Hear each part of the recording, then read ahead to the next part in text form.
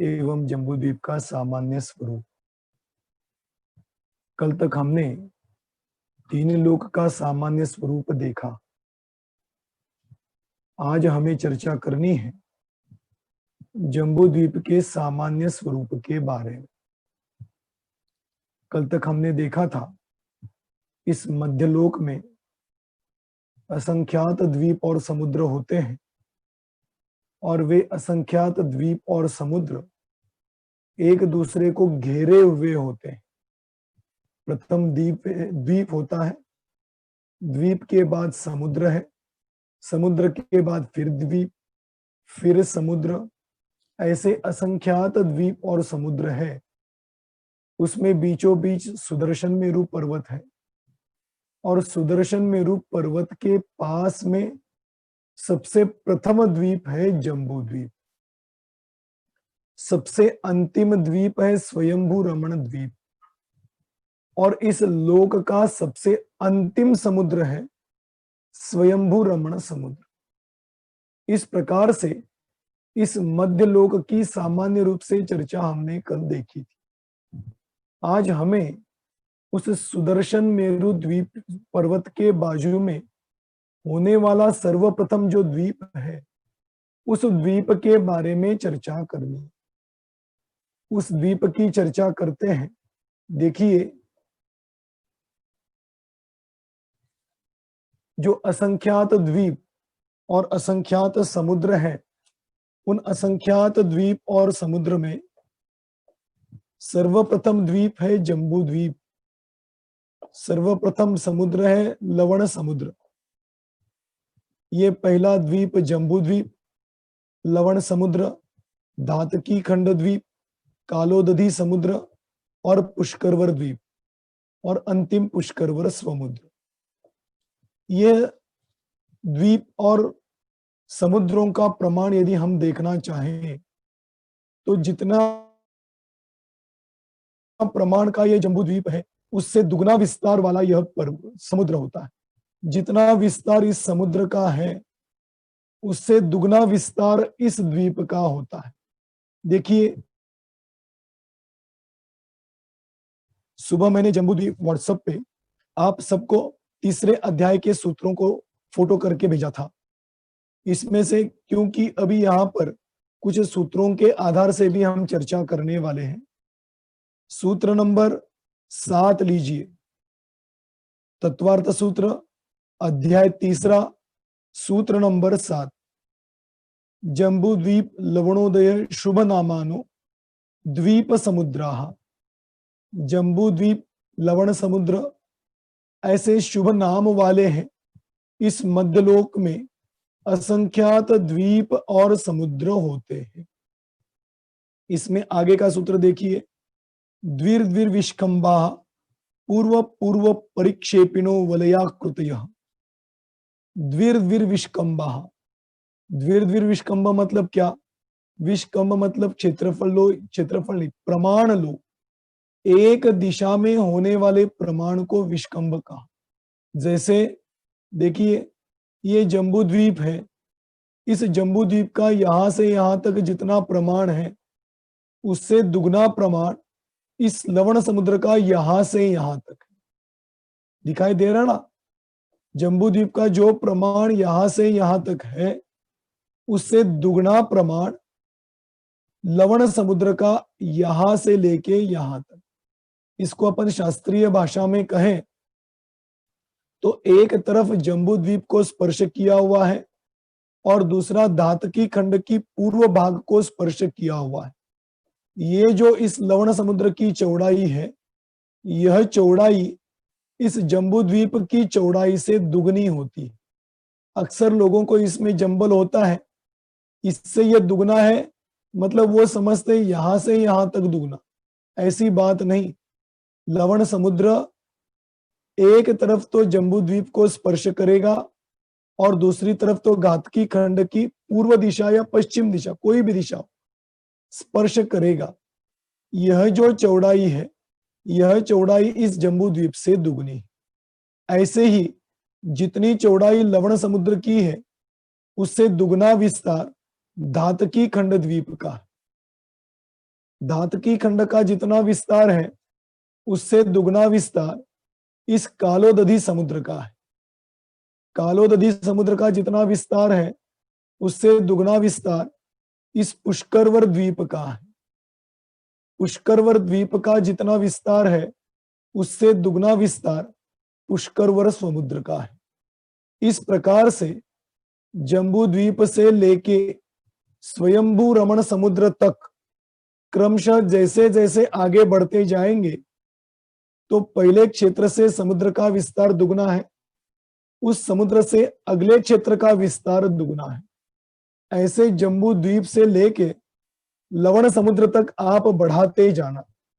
इस प्रकार से इस सूत्र में बताया द्विर्द्विर विष्कंबा पूर्व पूर्व परिक्षेपिनो वलयाकृतय। पूर्व पूर्व क्षेत्र और समुद्रों से अगले अगले क्षेत्र समुद्रों का विस्तार दुगना दुगना होता है। इस प्रकार से इस मध्यलोक में दुगने दुगने विस्तार वाले द्वीप और समुद्र बढ़ते हुए अंतिम समुद्र तक पहुंचते हैं। अब इसका जो सबसे पहला वाला द्वीप है, जिस द्वीप का नाम है जम्बू द्वीप, सुदर्शन मेरु पर्वत को चारों ओर से घेरा हुआ यह सुंदर द्वीप है। देखिए, आज से हम जम्बू द्वीप की चर्चा कर रहे हैं। बहुत ही सुंदर चर्चा है, बहुत ही विचारणीय, समझने लायक यह चर्चा है, क्योंकि कई प्रश्नों के जवाब हमको इस जम्बू द्वीप के स्वरूप में मिलने वाले हैं। क्योंकि अक्सर लोगों का यह सवाल होता है, हम कहाँ पे रहते हैं, हमारा क्षेत्र कहाँ है, कितना विस्तार वाला है, कैसे हैं, वहां से कितने दूर है। कई तो ये प्रश्न है, कई तो इस प्रकार के प्रश्न होते हैं, तीर्थंकर कहाँ कहाँ होते हैं। हम अक्सर पूजन में देखते हैं 20 तीर्थंकर विद्यमान होते हैं, वे कहाँ पर हैं, 24 तीर्थंकर कहाँ निर्माण होते हैं। इस प्रकार से कई सवालों के जवाब हमें आज से चलने वाले आगे की कक्षाओं में मिलने वाले। इसलिए आज से बहुत सुंदर चर्चा आगे चलेगी। इसमें सर्वप्रथम चर्चा की शुरुआत होगी जम्बू द्वीप से। जम्बू द्वीप जो इस सुदर्शन मेरु पर्वत को चारों ओर से घेरा हुआ है, इस जम्बू द्वीप का विस्तार है 1,00,000 योजन। जम्बू द्वीप इस क्षेत्र, इस कोने से लेके इस कोने तक 1,00,000 योजन विस्तार वाला यह जम्बू द्वीप होता है। अब इसको कहीं से कहीं पर भी लो, क्योंकि यह गोल है, वलयाकृत का ना, वलय मतलब गोल, तो गोल है, तो कहीं से कहीं किसी भी क्षेत्र का नाप लोगे तो 1,00,000 योजन विस्तार वाला यह जम्बू द्वीप है। दूसरा, यह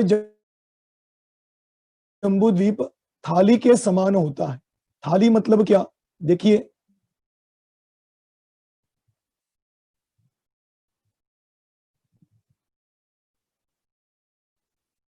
यह जो आपको दिखाई दे रहा है ना, यह जम्बू द्वीप बिल्कुल जमीन पे प्लेन है। जैसे हमने आज तक पृथ्वी का आकार गोल देखा है, आपने कहीं पर भी पढ़ा होगा साइंस में कि पृथ्वी गोल है, चारों तरफ से गोल है, लेकिन ऐसा यहां पर नहीं। यह तो थाली के समान है। थाली के समान मतलब क्या, कि जैसे थाली हम रखते हैं तो वह थाली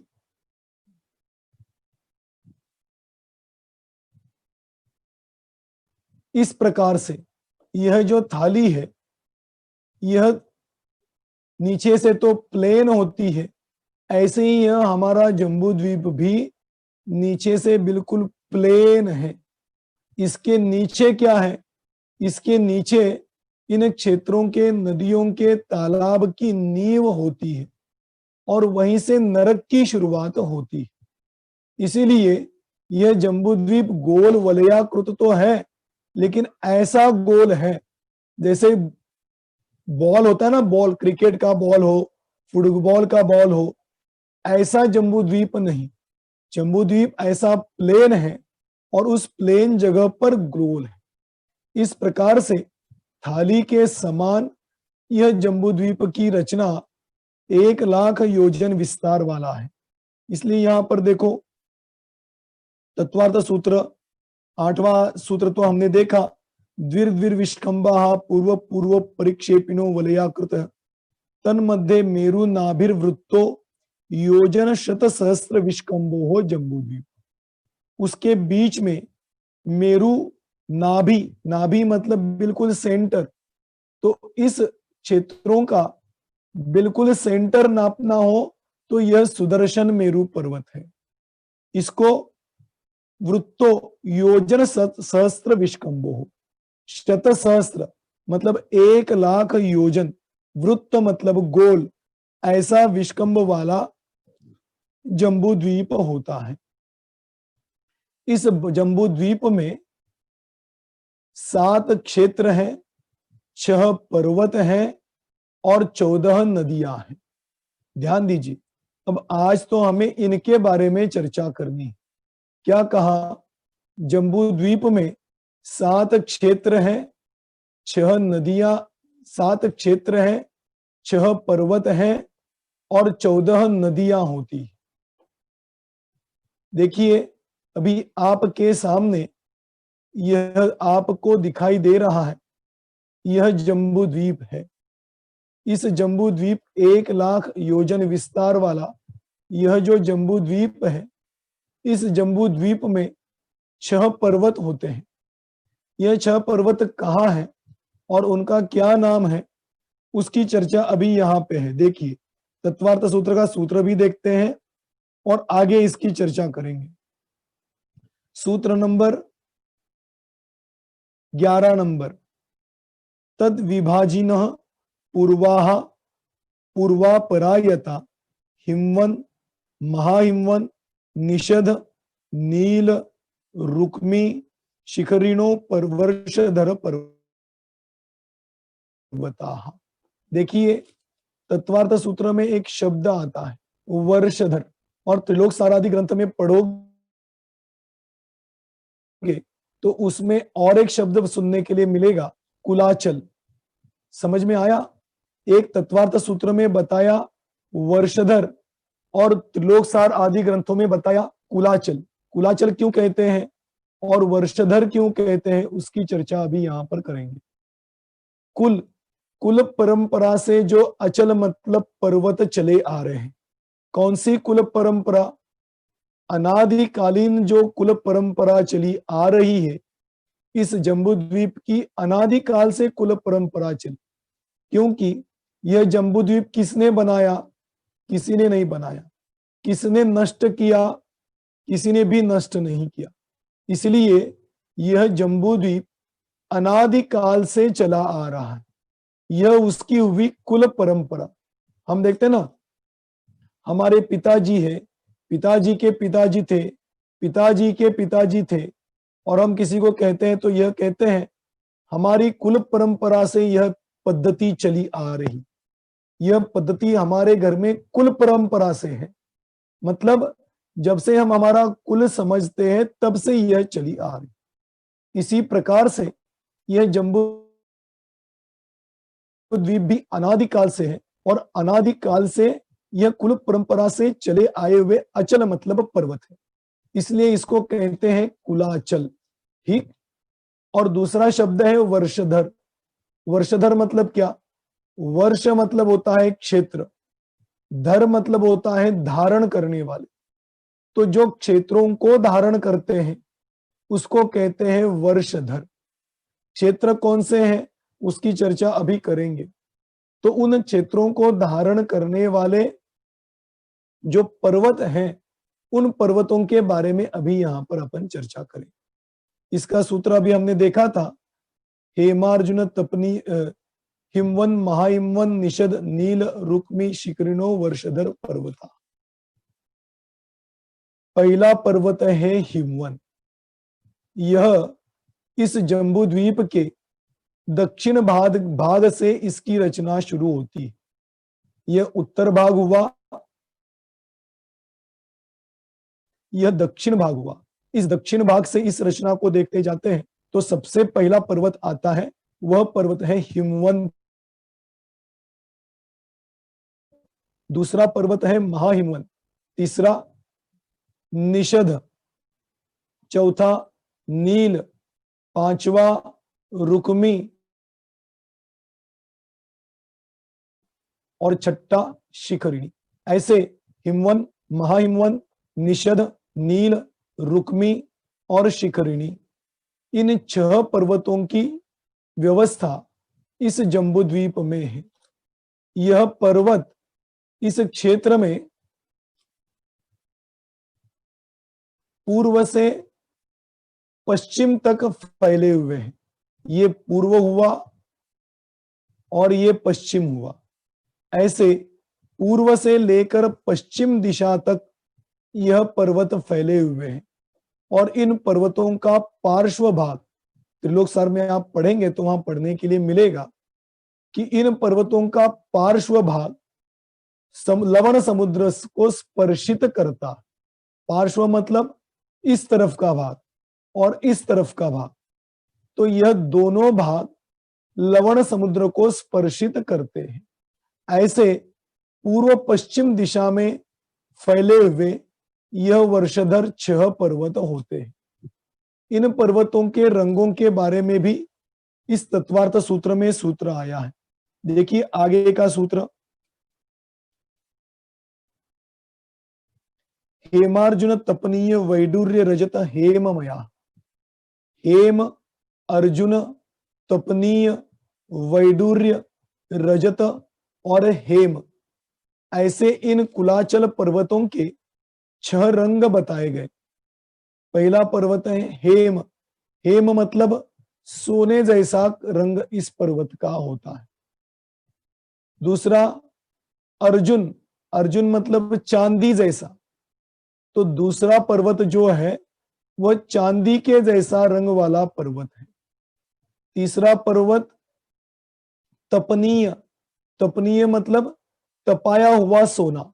सोना तो है, गोल्ड तो है, लेकिन उस सोने को तपाने के बाद उसमें पीलापन निखरता है, जिसको अपन इंग्लिश में कहते हैं ना ब्राइट, तो वह पीलापन ब्राइट दिखाई देता है।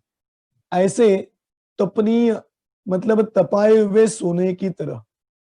चौथा पर्वत है वैडूर्य। इसके लिए त्रिलोक सार में उदाहरण दिया, जैसे मोर के गले का रंग होता है वैसे ही इस वैडूर्य नाम के रंग का मतलब उस वैडूर्य रंग वाला पर्वत का रंग होता है। तो ये चौथे नंबर का जो पर्वत है वो वैडूर्य मतलब नीले कलर का होता है। और फिर पांचवा पर्वत अर्जुन मतलब फिर चांदी के जैसा होता है। और छठा पर्वत हेम मतलब सोने जैसा होता है। इस प्रकार से हेमार्जुन तपनीय वैडूर्य रजत हेममया, यह 6 प्रकार के रंग इन कुलाचलों के बताए। कुलाचलों के नाम फिर एक बार बताता हूं, ध्यान दीजिए। हिमवन, महाहिमवन, निषद, नील, रुक्मी और शिखरिणी। इन 6 प्रकार के पर्वतों के कारण जम्बूद्वीप 7 क्षेत्रों में बंटता है। आया समझ में? 6 कुलाचल पर्वतों के कारण यह जम्बूद्वीप 7 क्षेत्रों में बंटता है। कैसे 7 क्षेत्र हैं? देखिए यहां पर आपको दिखाई दे रहे हैं, ये जम्बूद्वीप है। अभी हमने कुलाचल देखे थे, अभी इस जम्बूद्वीप में हम इन 7 क्षेत्रों को देखेंगे, जो कि ऊपर यहाँ पे सूत्र बताया था ना, 9 नंबर का सूत्र भरत, 10वें नंबर का सूत्र भरत, हैमवत, हरि, विदेह, रम्यक, हैरण्यवत, ऐरावत, वर्षा। आया ना वर्षा शब्द? वर्ष मतलब क्षेत्र, वर्षा क्षेत्राणि। इस प्रकार से ये 7 क्षेत्र होते हैं। कैसे 7 क्षेत्र? देखिए ये जो अभी आपको इसमें सफेद सफेद दिखाई दे रहे हैं ना, ये पर्वत है। जैसे ये पहला पर्वत है, ये दूसरा है, ये तीसरा, ये चौथा, ये पांचवा और ये छठा। ये 6 पर्वत है। इन 6 कुलाचलों के कारण यह जम्बू द्वीप इन 7 क्षेत्रों में बटा हुआ है।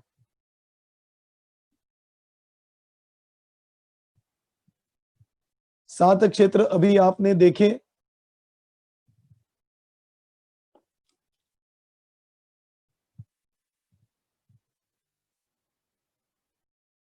यह पहला क्षेत्र आपको दिखाई दे रहा है सबको?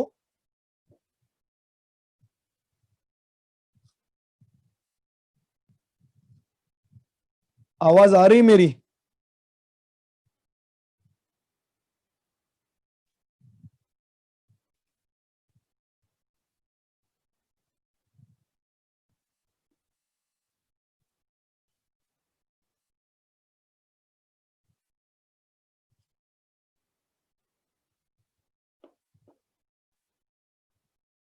दिखाई दे रहा है? आवाज आ रही है?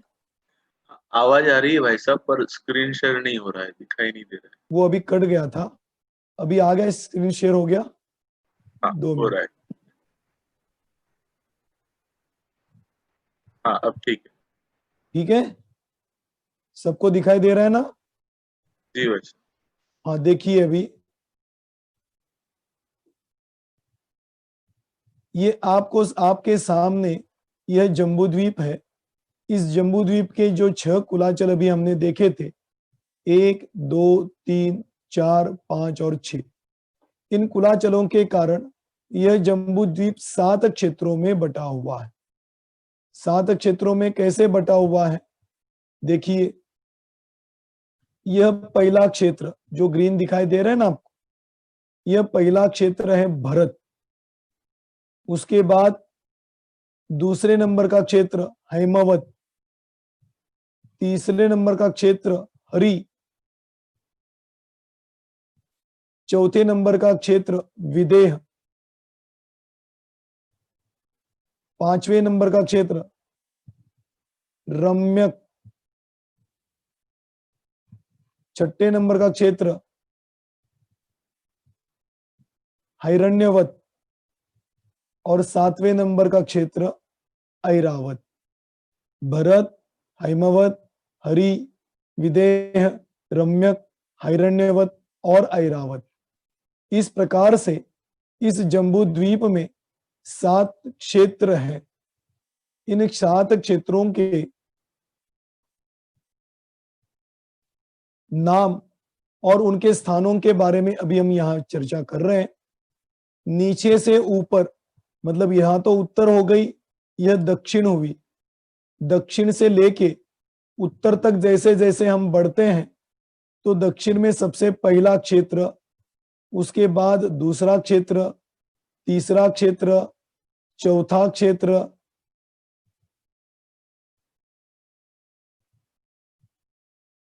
पांचवा क्षेत्र, छठा क्षेत्र और ये 7वां क्षेत्र। इस प्रकार से यह भरत से लेके ऐरावत तक क्षेत्र, 7 क्षेत्र इस जम्बू द्वीप में पाए जाते हैं। इस प्रकार से 6 पर्वतों के कारण 7 क्षेत्रों में यह जम्बू द्वीप विभाजित होता है। इस प्रकार से यह 6 पर्वत और 7 क्षेत्र है। इसमें नदियां भी बहती हैं। 14 प्रकार की नदियां होती है। वह 14 प्रकार की नदियां कैसी है, उसकी सामान्य रूप से चर्चा हम यहां पर अभी करेंगे। देखिए, यह आपको दिखाई दे रहा है जम्बूद्वीप। इसमें क्षेत्र भी है, पर्वत भी है, लेकिन अभी हम चर्चा कर रहे हैं उन नदियों की। इस जम्बूद्वीप में जो 6 पर्वत हैं, इन 6 पर्वतों पर एक एक तालाब है। इस पर्वत पर एक तालाब, दूसरे पर्वत पर एक तालाब, तीसरे पर्वत पर एक तालाब, चौथे पर, पांचवें पर और छठे पर। जो 6 कुलाचल पर्वत है, इन 6 कुलाचल पर्वतों पे एक एक तालाब है। इसका विस्तार जब हम उस कुलाचल की चर्चा करेंगे तब उसकी चर्चा करेंगे। अभी तो इतना समझना, एक एक कुलाचलों पे एक एक तालाब है। उन 2 तालाबों 6 तालाबों में से 2 तालाब ऐसे हैं जिनमें से 3 नदियां निकलती और बाकी सब तालाबों में से 2-2 नदियां निकलती। क्या कहा? 6 तालाब है, इन 6 तालाबों में से 2 तालाब ऐसे हैं जिसमें से 3 नदियां निकलती है और बाकी सब तालाबों में से 2-2 नदियां निकलती। वो 2 तालाब कौन से हैं? एक तो भरत क्षेत्र वाला पहला और दूसरा ऐरावत क्षेत्र वाला अंतिम। यह जो 2 तालाब हैं, इन 2 तालाबों में से 3-3 नदियां निकलती हैं और बाकी के तालाबों में से 2-2 नदियां निकलती हैं। तो देख लीजिए, इसको गिनते हैं।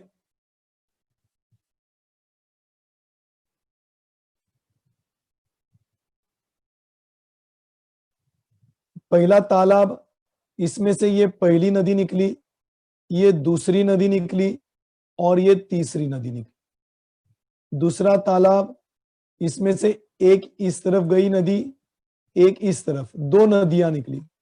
तीसरे तालाब में से भी यहां से एक नदी निकली, यहां से एक नदी निकली। चौथे तालाब में से भी एक नदी, दूसरी नदी। 5वें तालाब में भी एक नदी, दूसरी नदी। और छठे तालाब में एक नदी इस तरफ गई, एक नदी इस तरफ गई और एक नदी इस तरफ बहती। इस प्रकार से 6 प्रकार के तालाबों में से 2 तालाबों में से 3 नदियां निकली और 4 तालाबों में से नदियां निकली। अब इन तालाबों में से निकलने वाली नदियों की गिनती करें तो देखिए, 4 तालाबों में से 2-2 नदियां, तो ये हो गई 4 दूनी 8 नदियां। अब बची 2 तालाब, 2 तालाब में से 3 दूना 6 नदियां। तो इस प्रकार से 14 नदियां इस जम्बू द्वीप में बहती है। इस प्रकार से जम्बू द्वीप में 6 कुलाचल हैं, 7 क्षेत्र होते हैं और 14 नदियां होती। इन सब कुलाचलों से, क्षेत्रों से और नदियों से भरा हुआ यह जम्बू द्वीप होता है। अब इसमें से यह कुलाचल किस प्रकार से हैं और कुलाचलों पर होने वाले तालाबों के क्या प्रमाण हैं, नदियों के क्या प्रमाण हैं, इनकी चर्चा अभी हम कल करेंगे। आज तो मैंने इतना विस्तार बताया कि एक जम्बू द्वीप 1 लाख योजन विस्तार वाला है। उसमें 6 कुलाचल पर्वत, 7 क्षेत्र और 6 तालाब और 14 नदियां।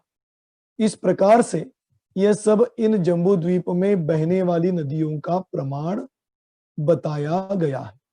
इसमें एक बात बताना चाहूंगा कि यह जो भरत क्षेत्र है, यह भरत क्षेत्र इस जम्बू द्वीप का 190वां भाग है। अब 190वां भाग कैसे, इसकी चर्चा अभी अपन कल करने वाले। इस प्रकार से आज हमने इस जम्बू द्वीप के बारे में सामान्य जानकारी यहां तक ली। अब तत्वार्थ सूत्र का आज हमने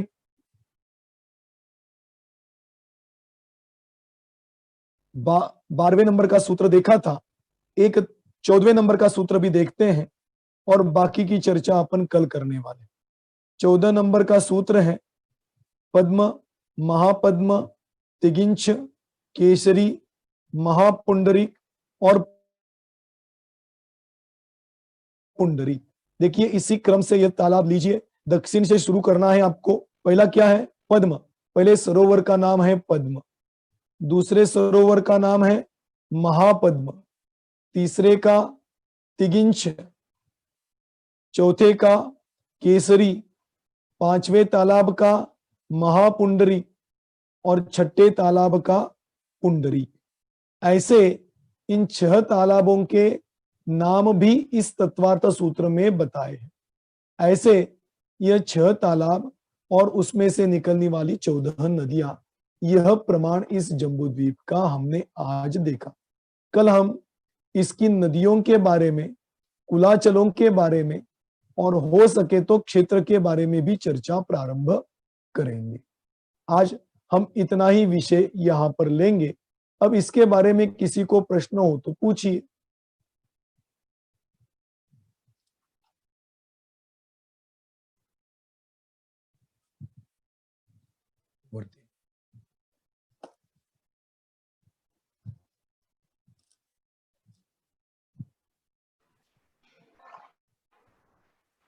हाँ, रीना शाह मलाड, रीना शाह जी मलाड, आपको अनम्यूट कर रहा हूँ। हाँ, पूछिए।